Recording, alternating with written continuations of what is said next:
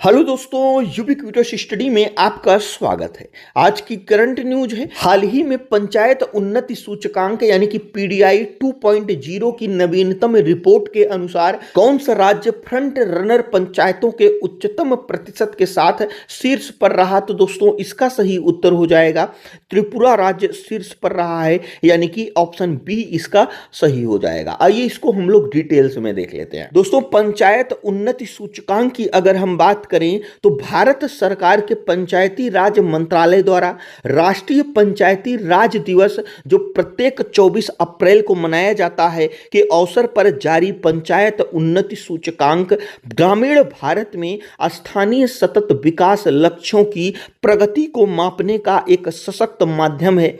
इसे सांख्यिकी और कार्यक्रम कार्यान्वयन मंत्रालय के सहयोग से विकसित किया गया है। यानी कि पंचायत डेवलपमेंट इंडेक्स पीडीआई की बात करें तो इसको हम लोग दोस्तों अगर बहुत ही आसान शब्दों में समझें तो इसको हम गांवों का प्रोग्रेस कार्ड समझ सकते हैं। यानी कि यह एक प्रकार का जो है गांवों का प्रोग्रेस कार्ड होता है। जैसे स्कूल में बच्चों की परीक्षा के बाद उन्हें अंक और ग्रेड मिलते हैं, जिससे पता चलता है कि बच्चा किस विषय में कमजोर है और किस में तेज है। ठीक वैसे ही यह सूचकांक हमारे गांवों की स्थिति बताता है और यहां से पता चलता है कि कोई भी गांव का पंचायत किस विषय में कमजोर है, यानी कि कहां पर कमजोर है और उस पर और अधिक ध्यान दिया जाता है, फिर उसमें सुधार किया जाता है। पंचायत डेवलपमेंट इंडेक्स है जिसको पीडीआई बोलते हैं। यह क्या मापता है? तो दोस्तों सरकार ने गांवों के विकास के लिए 9 मुख्य विषय तय किए हैं। यह सूचकांक यह देखता है कि क्या पीने का साफ पानी उपलब्ध है, यानी कि जल पर्याप्त गांव। दूसरा है क्या महिलाएं और बच्चे सुरक्षित व स्वस्थ हैं, यानी कि महिला और बाल हितैषी। क्या गांव में साफ सफाई और हरियाली है, यानी कि स्वच्छ व हरित गांव। क्या गांव आत्मनिर्भर है और वहां सुशासन है।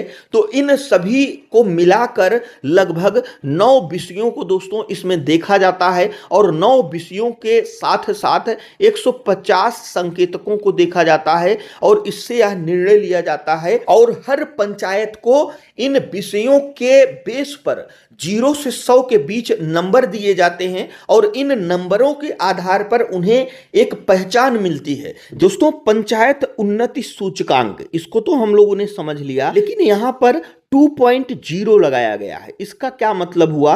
तो दोस्तों अगर भारत सरकार या फिर किसी भी स्टेट के द्वारा कोई भी नया चीज शुरू करता है तो जब वह शुरुआत में दोस्तों उसको शुरू करता है तो बाद में उसमें कुछ चीजें चेंज होती हैं, कुछ नया चीज आता है, उसको अपडेट किया जाता है। तो जब जिन चीजों को अपडेट किया जाता है, जैसे किसी योजना को जो है चलाया गया 2-3 साल पहले, ठीक, लेकिन आज के समय में उसमें बहुत सारे बदलाव लाए गए, उसको और डिजिटल बनाया गया, तो इस प्रकार से उसको एक नाम दे दिया जाता है 2.0, यानी कि पहले से यह और उन्नत कर दिया गया है और अच्छा बना दिया गया है। इसमें बहुत सारी चीजें जो है बदल गई हैं। तो अगर हम पंचायत उन्नति सूचकांक की बात करें तो इसका मतलब दोस्तों यह जो है अभी हाल ही में चलाया गया होगा।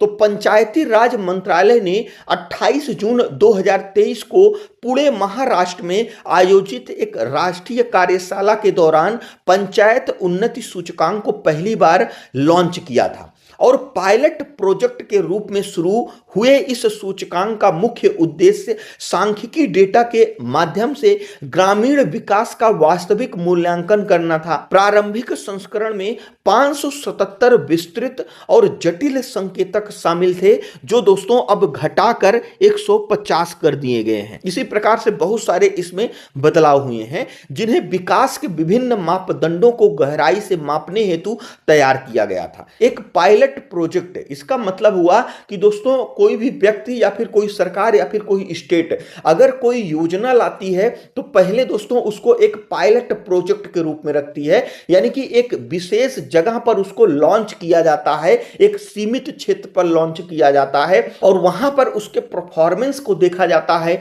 और उसमें जो कमियां आती हैं उसको दूर किया जाता है। इन सभी चीजों को जो है अच्छे से मैनेज कर लिया जाता है, फिर इसको पूरे देश में लागू किया जाता है है या फिर कहें एक बड़े क्षेत्र में लागू किया जाता है। इसीलिए दोस्तों इसको जो है पायलट प्रोजेक्ट के रूप में जो है लॉन्च किया जाता है। तो आप लोगों ने पंचायत उन्नति सूचकांक समझ लिए होंगे, तो आइए हम लोग आगे बढ़ते हैं। तो दोस्तों शीर्ष प्रदर्शनकारी राज्यों की अगर हम बात करें तो नवीनतम रिपोर्ट के अनुसार त्रिपुरा राज्य फ्रंट रनर, पंचायतों के उच्चतम प्रतिशत लगभग 79.11% के साथ देश में शीर्ष पर रहा है। त्रिपुरा के बाद केरलम और ओडिशा ने बेहतर प्रदर्शन दर्ज किया है।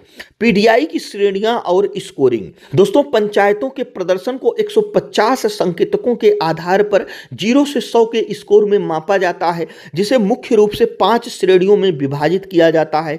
अचीवर यानी कि जो 90% से अधिक स्कोर करते हैं उनको अचीवर श्रेणी में रखा जाता है। फिलहाल कोई भी पंचायत इस श्रेणी में अभी तक नहीं आई है। वहीं पे अगर हम फ्रंट रनर की बात करें तो जो दोस्तों पंचायत 75% से 90% स्कोर करती है उसको फ्रंट रनर में रखा जाता है। अगर हम परफॉर्मर की बात करें तो जो 60 से 75% स्कोर करता है उसको इसमें रखा जाता है, और राष्ट्रीय स्तर पर सर्वाधिक पंचायतें इसी श्रेणी में जो है आती हैं। और एस्पिरेंट की अगर हम बात करें तो 40 से 60% स्कोर करने वालों को इस कैटेगरी में रखा जाता है। बिगिनर को दोस्तों 40% जो कम स्कोर प्राप्त करता है उसको बिगिनर में रखा जाता है। और हम लोग बात कर लेते हैं कि इसमें उत्तर प्रदेश पंचायत की क्या स्थिति है। तो दोस्तों उत्तर प्रदेश ने सूचकांक में 100% भागीदारी सुनिश्चित की, जहां सभी 57,678 गांव पंचायतों ने डेटा जमा किया। रिपोर्ट के अनुसार राज्य की 51 पंचायतें फ्रंट रनर श्रेणी में आईं, जबकि बड़ी संख्या में पंचायतें एस्पिरेंट और परफॉर्मर श्रेणियों में शामिल रहीं।